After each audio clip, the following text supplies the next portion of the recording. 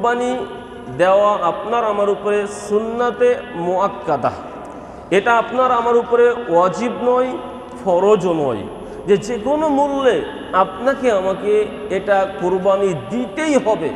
কাছে টাকা নেই, কর্জ করে হলেও দিতে হবে, ইত্যাদি ইত্যাদি করে যে কোনো মূল্যে কুরবানি দিতেই হবে এমনটি নয়, এটা সুন্নতে মুআক্কাদা। তবে যারা সামর্থ্যবান ব্যক্তি তাদের উপরে এই কুরবানির বিধানটি ওয়াজিব হওয়ার দাবি রাখে। যারা সামর্থ্যবান ব্যক্তি, যাদের আল্লাহ অর্থবিত্ত দিয়েছেন, তাদের ক্ষেত্রে এই কুরবানির বিধানটি ওয়াজিব হওয়ার দাবি রাখে।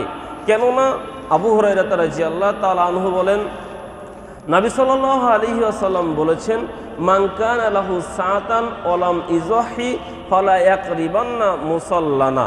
আহমদ, হাকিম, বাইহাকি, দারাকুতনি, ইবনে মাজাহ হাদিস নম্বর 3123 নম্বর হাদিস।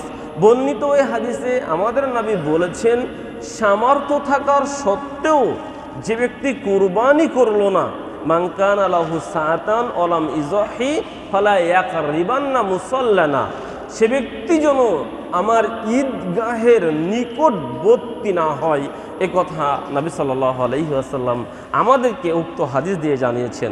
অতএব এই হাদিসটাকে সামনে পেশ করে আমরা বলতে পারি, যদি কোনো ব্যক্তির সামর্থ্য থাকে আর সেই ব্যক্তি কুরবানি না দেয়, তাহলে নবী সাল্লাল্লাহু আলাইহি ওয়াসাল্লাম তার বিষয়ে বলছেন যে তুমি কুরবানি দেওয়ার ক্ষমতা রাখো, আল্লাহ তোমাকে অর্থবিত্ত দিয়েছেন, তুমি কুরবানি দিলে না। নবী সাল্লাল্লাহু আলাইহি ওয়াসাল্লাম তাকে ধমক দিয়ে বলেছেন, তুমি আমার ঈদগাহে উপস্থিত হওয়া তো দূরের কথা, ঈদগাহের নিকটবর্তী হও না। এছাড়াও নবী সাল্লাল্লাহু আলাইহি ওয়াসাল্লাম তিরমিজি, আবু দাউদ, মিশকাতের 1478 নম্বর যে হাদিস, এই হাদিসে আমাদের নবী বলছেন, বিদায় হজের ভাষণে উপস্থিত জনতাকে লক্ষ্য করে বলছেন, ইয়া আইয়ুহান নাস ইন্না আলা কুল্লি আহলি বাইতিন ফি কুল্লি আমিন উজিহাতান ওয়া আতিরাতান।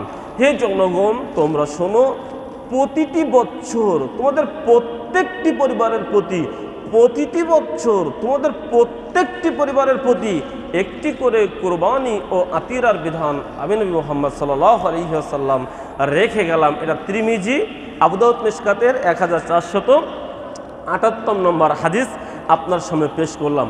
অতএব এই দুটি হাদিস আপনার সামনে পেশ করে আমরা কুরবানির বিধান সম্পর্কে বলতে চাচ্ছিলাম। কুরবানির বিধানটি সুন্নাতে মুআক্কাদা হলেও সামর্থ্যবান ব্যক্তির জন্য এটা ওয়াজিব হওয়ার দাবি রাখে। অতএব যার সামর্থ্য রয়েছে সে অবহেলা করে, সে খেয়াল খামোশায় দিন কাটিয়ে দিয়ে কুরবানিটাকে অবজ্ঞা করতে পারে না। এ দুটি হাদিস সুস্পষ্ট প্রমাণ বহন করে।